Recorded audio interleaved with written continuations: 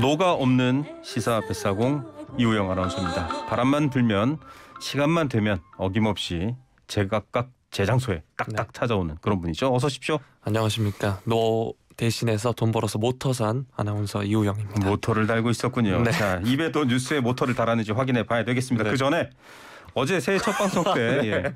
토끼 이행시를 청취자들께 선물로 지어드리기로 했는데 네. 방송 끝나고 그냥 나가셨어요. 네. 준비를 했다고 하는데 제가 네. 못 들었습니다. 오늘 네. 띄워드리겠습니다. 네. 자, 토끼에 여러분들 복 받으시라는 의미로 이우영 아나운서가 보내드립니다.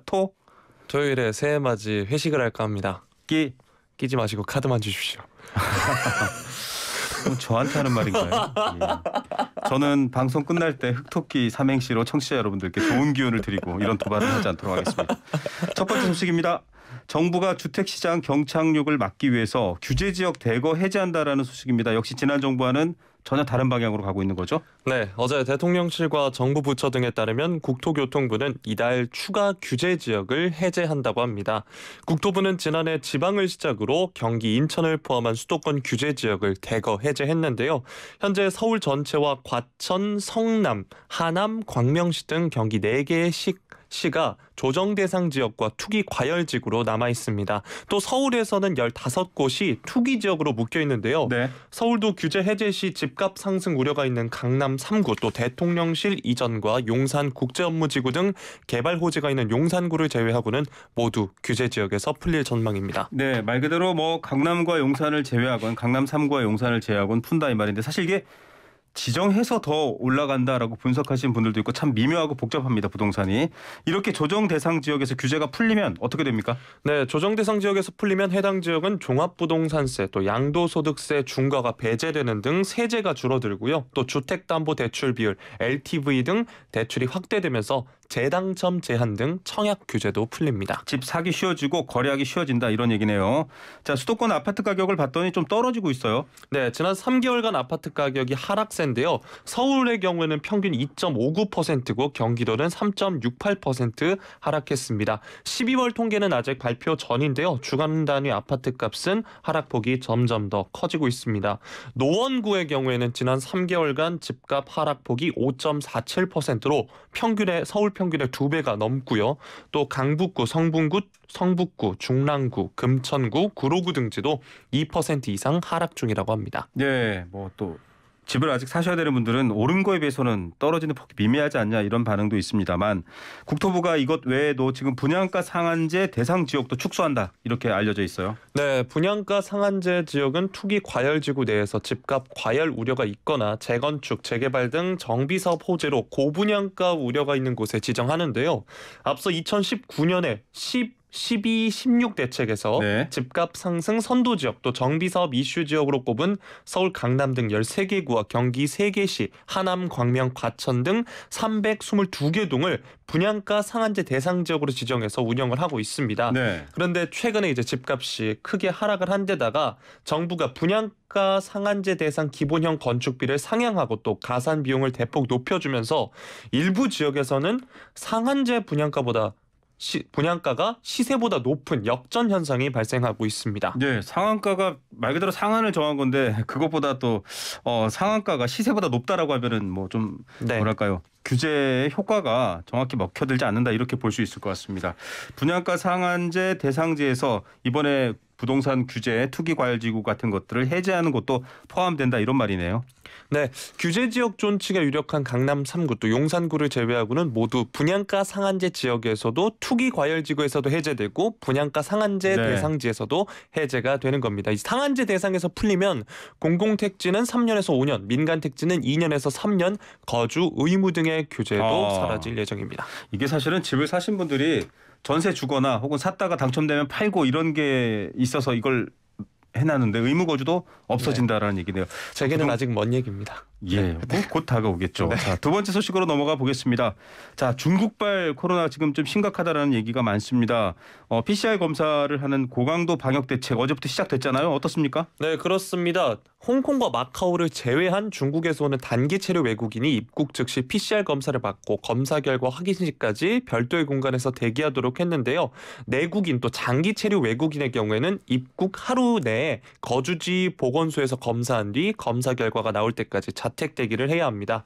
또 입국자들은 항공기 탑승 시 검역 정보 사전 입력 시스템에 국내 주소지, 연락처를 등록하도록 하고 있습니다. 네. 어제도 소개해드렸지만 항공기의 경우 인천으로 기착지를 일원화 했고요. 입국 후 PCR 검사는 배편으로 오는 하선자에게도 적용되고 있습니다. 자, 중국에서 오시는 분들은 5일부터 지금 오는 5일이죠. 그러니까 네. 모레부터죠. 모레부터 입국 전에도 검사를 하고 그 결과도 내야 돼요.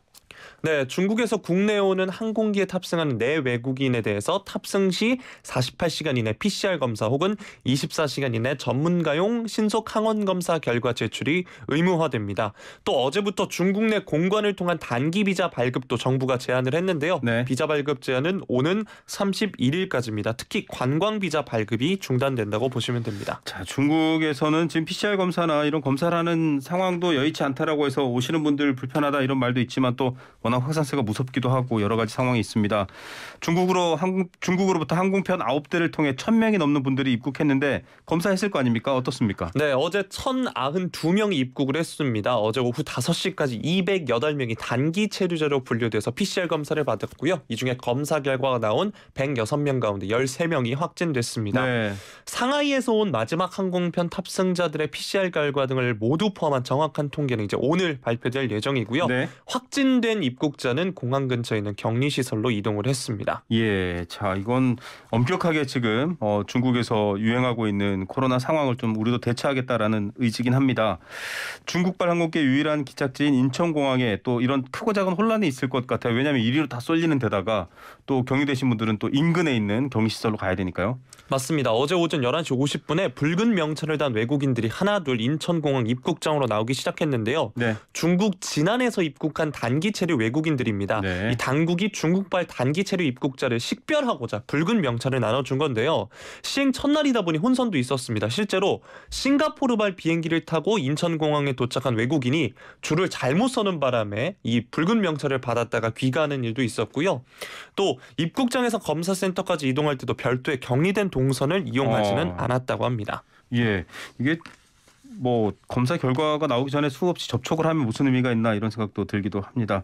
자, 홍콩, 마카오는 제외였는데 여기도 적용되나요 이제? 네, 오늘 오전에 속보로 전해진 소식인데요. 이번 결정이 최근 홍콩에서 확진자와 사망자 수가 증가하고 있고 또 홍콩발 입국자 수가 중국발 입국자 수를 12월에 추월했다라고 합니다. 그래서 종합적으로 고려했다고 하는데요. 다만 이 홍콩과 마카오 출발 입국자에 대해서는 중국 본토에서 입국하는 입국자에 대해 적용된 조치를 모두 적용하지는 않습니다. 네. 구체적으로는 입원 치료가 필요한 상호주의 원칙에 따라 중국 국적자는 진료비를 전액 본인이 부담해야 하는데 네. 홍콩, 마카오의 경우에는 입원료는 지원된다고 합니다. 보통 외교 사항들은 상호주의가 많습니다. 해당 정부에서 하는 만큼 우리도 하겠다 이렇게 나오는 거죠. 자, 세 번째 소식입니다. 앞서도 전해드렸습니다만 장애인 이동권 보장을 위한 예산을 늘려달라 주장하는 장애인 차별연대 오늘 아침에도 기습적으로 지하철 탑승 시위 벌였죠? 네, 전정현의 254번째 지하철 선전전이 오늘 아침 8시 성신여대 입구역에서 시작됐습니다. 네. 오전 중으로 물론 공식 선전전은 종료가 됐는데요. 원래 오전 10시 반쯤에 삼각지역에서 기자회견을 하기로 했는데 네. 8시쯤에 별도 사전 공지 없이 삼각지역까지 이동하는 이른바 기습 시위를 시도했습니다. 현장에 모인 활동가 20여 명이 성신여대역에서 지하철을 탔고요. 다른 일행들과 합류하기 위해서 동대문 역사문화공원역에서 내렸습니다. 사실 경찰과 교통공사 측에서는 좀 미리 선제 대응하고 시위를 막는 입장이잖아요. 네, 그런데 이 성신여대역에서 탑승하는 건 막지 못했고요. 네. 이 동대문 역사문화공원역에서 제지를 했는데 이에 대해 휠체어 이용자를 포함한 활동가들이 이 지하철 이용을 아예 틀어막는다면서 거세게 항의했고 물리적 충돌도 어느 정도 빚어졌습니다. 네. 결국에 이제 지하철에 다시 오르지 못한 일부 전장현 활동가들이 오전 10시 40분쯤부터 스티커를 붙이는 행동도 했고요. 나머지 활동가들은 오전 11시쯤 삼각지역에서 기자회견을 열고 오세훈 시장을 비판을 했습니다. 네. 그러면서 올해는 주말과 공휴일을 제외한 260일 동안 출근길 지하철 선전전을 하겠다 예고했습니다. 자, 국회에서도 좀 풀어야 될 문제입니다. 예산을 늘리고 장애 있으신 분들이 불편하지 않게 이용하는 것도 중요한 문제이긴 한데 또 사회적 합의가 필요한 부분이기도 하고요. 지하철 무정차 통과는 오늘 있었나요?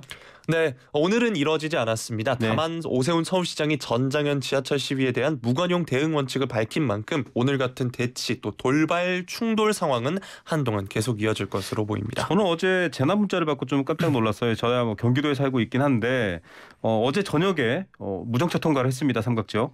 네, 어제 양측이 극심하게 대치하면서 퇴근길 열차를 비롯해서 지하철 4호선 13대가 삼각지역을 무정차 통과했는데 6시부터 물리적 충돌이 빚어지기 시작했습니다. 그래서 구체적으로 살펴보면 오후 3시 2분에 한 대를 시작으로 네. 그 9시 43분까지 7대가 삼각지역에서 멈추지 않고 운행을 했고요.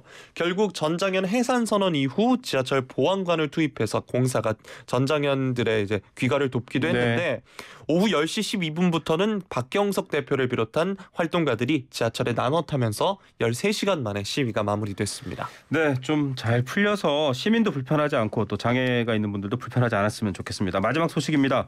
국민의힘 전당대회 3월 8일 이제 정말 시각이 째깍째깍 다가오고 있는데 당권 주자들이 본격적으로 모습을 이제 드러내고 있습니다. 네. 특히 윤석열 대통령이 주재한 신년 인사회 대부분 오셨죠? 네, 집권 여당의 당권 잠룡들이 사실상 새해 첫 공식 일정으로 윤 대통령과의 만남을 택한 겁니다. 주요 참석자 수만 200여 명인데요. 민주당이 참석하지 않은 이슈가 있긴 했지만 여당인 국민의힘의 주요 인사들은 거의 대부분 참석을 했습니다. 네. 다만 유력 당권 주자 중 대표적인 비윤계로 분류되는 유승민 전 의원은 대통령 신년 인사회에 참석하지 않았습니다. 네. 자, 이 당권 주자들이 나란히 또 이후에 찾은 곳이 있다고 하는데요. 바로 보수의 심장이라고 불리는 TK입니다. 예. 영남권은 국민의힘 책임당원 40%가 쏠려 있다고 하는데요.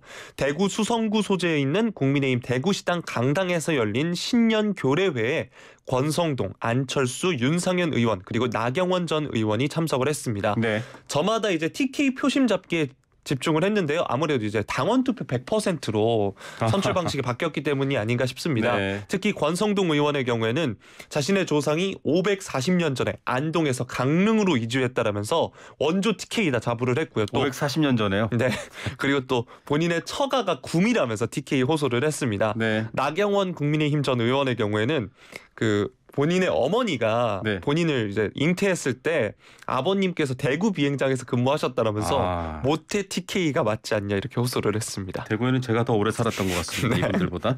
자, 다른 당권 주자들의 행보는 어떻습니까? 네, 특히 당권 주자들의 수도권 험지 출마론으로 뭉친 안철수, 윤상현 의원이 공동 전선을 형성을 했는데 이에 대해서 수도권에 기반을 둔 주자들이 다른 후보들을 겨냥한 모양새인데 행사에 불참한 김기현 의원은 한가한 이야기다 이렇게 이야기하면서 네. 바로 반격을 했습니다. 김기현 의원의 경우에는 이제 울산을 그렇죠. 기반을 두고 있는데요. 앞서 잡힌 개인 면담 일정으로 참석하지 못했고 조경태 의원은 지역구인 부산시당 신년교례회에 참석을 했습니다. 네. 당권 주자들은 저녁에 방금 전에 말씀드렸던 대구 경북 지역 신년 교례회에 참석한 거고요. 여기에다 비윤 주자인 유승민 전 의원도 연일 당헌 개정 등에 대해 반대 목소리를 내면서 존재감을 드러내고 있는데 이제 전당대회까지 2달여 남았습니다. 신경전은 갈수록 가열될 것으로 보입니다. 자, 정부와 호흡을 맞추고 있는 여당의 지도부, 여당의 지도자가 누가 될지 뭐 2달 동안은 계속 2-3달 동안 관심이 있을 것 같습니다. 자, 끝으로 약속드린 삼행시 말씀드리는데요. 저는 흑토끼로 하겠습니다. 네, 흑색 선전도 백색 선전도 이제 소용없습니다.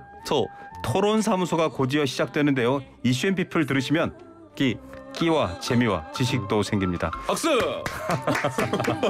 감사합니다. 이우영 아나운서였습니다. 고맙습니다.